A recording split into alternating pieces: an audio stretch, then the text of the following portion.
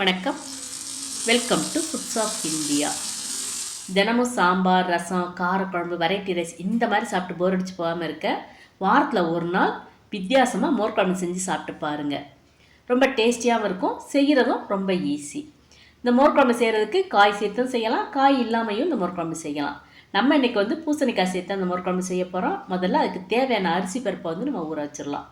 அதுக்கு நான் 1 table spoon துவரம்பருப்பு எடுத்திருக்கேன். துவரம்பருப்பு தண்ணியில் ஒரு தடவை நல்லா கழுவிட்டு 1 மணி நேரம் ஊற வச்சுக்கலாம். அதே மாதிரி 1 டீஸ்பூன் பச்சரிசி, இதையும் தண்ணியில் ஒரு தடவை நல்லா கழுவிட்டு 1 மணி நேரம் நம்ம ஊற வச்சுக்கலாம்.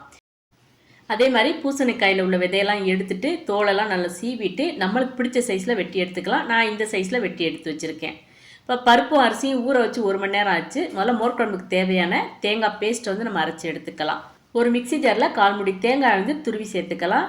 இது கூட நம்ம ஊற வச்சு வச்சுருக்க அந்த அரிசி பருப்பு ரெண்டையும் முதல்ல தண்ணி இல்லாமல் சேர்த்துக்கலாம். அப்புறம் 1/2 டீஸ்பூன் ஜீரகம், காரத்துக்கு 3லேருந்து 4 பச்சை மிளகாய், சிறு துண்டு இஞ்சி இதை பொடியாக நறுக்கி சேர்த்துக்கலாம். இப்போ நம்ம அரைக்கிறதுக்கு தேவையான அளவு தண்ணி சேர்த்து நல்லா நைஸாக அரைச்சி எடுத்துக்கலாம். மோர் குழம்புக்கு எப்பயுமே அந்த தேங்காய் பேஸ்ட்டு நல்லா நைஸாக இருக்கணும். அப்போ தான் மோர் குழம்பு நல்லா இருக்கும். பாருங்கள், இந்த அளவுக்கு நல்லா நைஸாக அரைச்சி எடுத்து வச்சுருங்க. இப்போ மோர் குழம்புக்கு தேவையான தயிரை முதல்ல நம்ம ரெடி பண்ணி எடுத்து வச்சுக்கலாம். இதுக்கு நான் 1 கப் புளிக்காத கெட்டி தயிர் எடுத்து வச்சுருக்கேன். தயிரை நம்ம மிக்சிலெலாம் போட்டு அடிச்சிடக்கூடாது, அது ரொம்ப மோர் மாதிரி ஆயிரும். அந்த மாதிரி இல்லாமல் இந்த மாதிரி எக் பீட்டர் அப்படி இல்லைன்னா விஸ்க் அப்படி இல்லைன்னா ஒரு ஃபோக், இது மூலமாக நல்லா இந்த மாதிரி பீட் பண்ணி எடுத்து வச்சுக்கணும். பாருங்கள், இந்த மாதிரி சாஃப்டாக இருக்கணும் தயிர். அப்போ தான் மோர் குழம்பு நல்லாயிருக்கும்.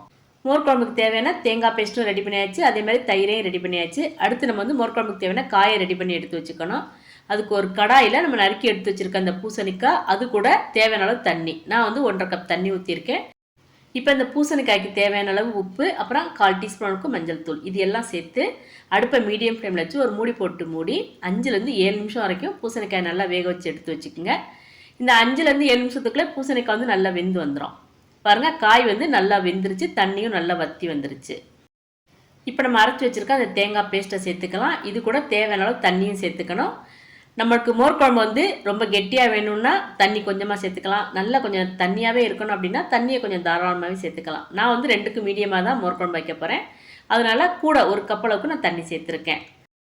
இப்போ இது எல்லாத்தையும் சேர்த்து நல்லா இந்த மாதிரி கலந்து விட்டுறணும். இப்போ அடுப்பை மீடியம் ஃப்ளேமில் வச்சுக்கலாம்.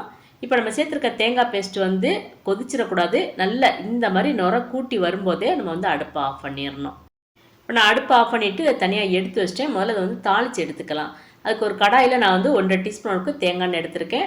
தேங்காய் எண்ணெய் தான் அதுக்கு நல்ல டேஸ்ட் கொடுக்கும். இப்போ எண்ணெய் நல்லா சூடானதுக்கப்புறம் 1/2 டீஸ்பூன் கடுகு, 1/4 டீஸ்பூன் வெந்தயம், 3லேருந்து 4 மிளகாய் வத்தல் காம்பை கிள்ளி சேர்த்துக்கணும். இது கூட 1/4 டீஸ்பூன் அளவுக்கு பெருங்காயத்தூள். இப்போ இது கூட வாசத்துக்கு நம்ம கொஞ்சமாக கருவேப்பிலை சேர்த்து இப்போ அடுப்பை ஆஃப் பண்ணிவிட்டு இந்த தாளித்து வச்சுருக்கிறத அந்த மோர் குழம்பு நம்ம சேர்த்துக்கலாம்.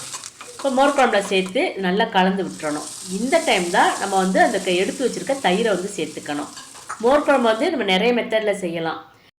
துவரம்பருப்பு சேர்த்து செய்கிற மோர் குழம்பு ஒரு டேஸ்ட்டு, அதே மாதிரி கடலைப்பருப்பு சேர்த்து செய்கிற மோர் குழம்பு ஒரு டேஸ்ட்டு, அது முழுமல்லி சேர்த்து செய்கிறது ஒரு டேஸ்ட். இந்த மாதிரி நிறைய வித்தியாசமான டேஸ்ட்டில் நம்ம மோர் குழம்பு செய்யலாம். அதே மாதிரி ஒவ்வொரு காய்க்கும் ஒவ்வொரு டேஸ்ட் மோர் குழம்புல கிடைக்கும்.